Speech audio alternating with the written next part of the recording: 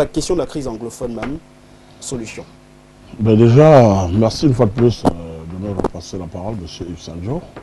Je dois dire que mon sentiment ici est assez mitigé. Mitigé en ce sens que nous avons vu le Premier ministre faire une descente de terrain. C'est vrai que je suis souvent mal à l'aise quand il m'est donné de commenter ce que le régime actuel fait ou ne fait pas. Mais l'exercice me l'obligeant. Je dis donc, on a vu le Premier ministre sur le terrain. Quelques jours plus tard, on voit le ministre de l'administration territoriale qui n'est pas le porte-parole du gouvernement en France. Un média étranger. Je suis d'autant plus embêté que quelques semaines avant, on a vu les pro-régimes, les caciques du régime, s'offusquer, dénoncer une sorte de cabale, une sorte d'ingérence sur les affaires du Cameroun. Je me serais attendu que pour une communication, fût-elle inappropriée, de la part du régime, parce que j'estime que quand le ministre de l'administration territoriale intervient sur les antennes de France 24, c'est au nom du gouvernement camerounais, je me serais attendu qu'il le fasse au sein du média national de la CRTV. Ça aurait eu tout son sens. Mais hélas, ça n'a pas été le cas. Ça c'est bien, je dois le relever. Secundo, le Premier ministre arrive au sud-ouest. Il est bras dessus, bras dessous avec les chefs traditionnels du sud-ouest. À la tête desquels, le Fonds Mokete, qui est une haute autorité traditionnelle, non des moindres. Je dois adresser mes sincères condoléances et dire toute ma profonde compassion ici à l'enfant, à la famille de ce nouveau-né. Bébé, quel que soit ce qui s'est passé, parce qu'on n'a pas les éléments probants ici pour savoir ce qui s'est réellement passé. Est-ce qu'il a été poignardé? Est-ce qu'il a été égorgé? Est-ce que c'est une instrumentalisation?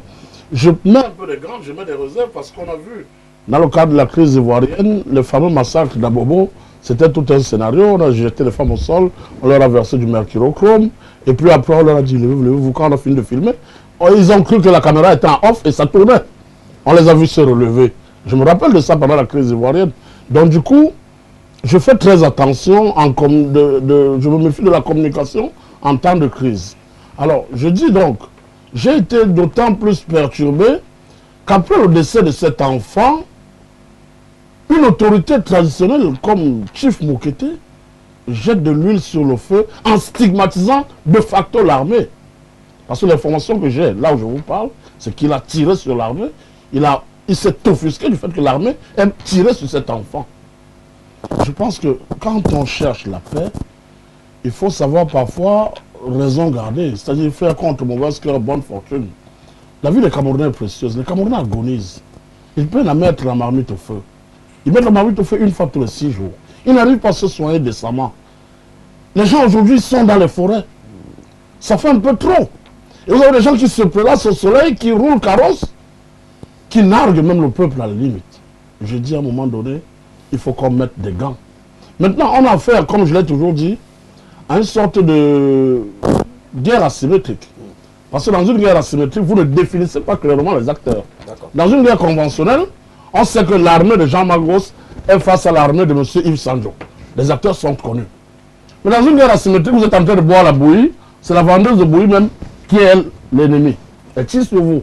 Parce que vous ne connaissez pas qui est l'ennemi. Donc à partir de ce moment, tout peut arriver.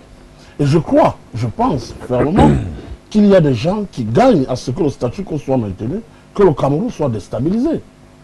Mais ceux qui étaient au premier rang, c'est-à-dire que ceux vers qui tout le monde pointait le doigt, je parle, quand je dis tout le monde, je me réfère au régime actuel, ils disaient non, les Américains, Thibon Nagui a dit que, je me suis réjoui du fait que voilà, récemment, au Congrès, M. Thibon Nagui, qui est le chargé des affaires africaines auprès du président Trump, a dit très clairement, la sécession au Cameroun en l'état est une utopie.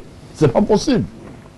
Je crois que le gouvernement devrait pousser un souffle et se dire, ben voilà, on a encore du crédit, on a encore une certaine grâce qu'on doit capitaliser pour pacifier le pays. Pour capitaliser. Et maintenant, oui, président, je vais chuter.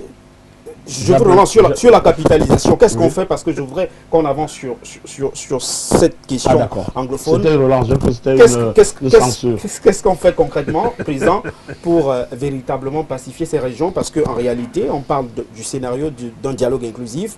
Qu'est-ce qu'il faut faire? Tout le monde dit dialogue. Qu'est-ce qu'on met dans le dialogue? Il faut déjà comprendre la problématique de la crise anglophone. Elle n'est pas corporatiste. C'est parce que les gens ont faim. Si c'était une affaire corporatiste, si c'était un problème matériel, on ne les verrait pas brûler des camions de la brasserie. Et ces gars ils sont à un degré que je ne peux pas expliquer. Moi, si je suis rebelle, je tombe sur le camion de la brasserie, je garde le casier en brousse, je vends ça un à un. Mais les gars versent le feu dessus. Ils prennent un camion de riz, de machin, ils mettent le feu. Ils prennent des VX. Ils ne se réjouissent pas de dire, on traverse le Nigeria, on vend ça. Ils mettent le feu dessus. Ça veut dire qu'il y a un problème quelque part. Qu'on ne fasse pas croire que c'est une histoire d'argent. Non. Et je crois que même dans les enlèvements, quand ils enlèvent une personnalité, ils disent, on me demande une rançon, machin. Je crois qu'ils sont dans une stratégie qui consiste à diffuser stratégiquement leur idéologie. Parce que les 3-4 jours qu'on passe avec eux, je crois qu'ils vous inculquent un certain virus. Et quand vous revenez, vous êtes déjà pro-sécession. Est-ce que le dialogue annoncé est dans l'impasse? Maintenant, je dis qu'il me plaise, et j'aurais dû commencer par là, de remercier déjà le chef de l'État, parce qu'il me souvient qu'il y a quelques semaines, j'ai fait une vidéo qui a été assez virale sur les réseaux sociaux. Je me suis mis à genoux, parce que j'estime que le chef de l'État est le représentant de Dieu sur terre. Parce que je dis, chaque chef, chaque peuple, en son chef, le chef n'est pas Dieu, attention, je dis bien le représentant, parce que quand Dieu vous confie ses créatures, on est tous des créatures de Dieu, nous ne sommes pas tous des enfants de Dieu.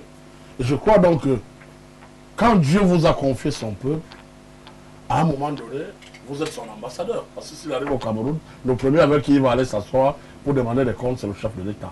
Quand il va aller aux États-Unis, il va s'asseoir avec Trump, et ainsi de suite.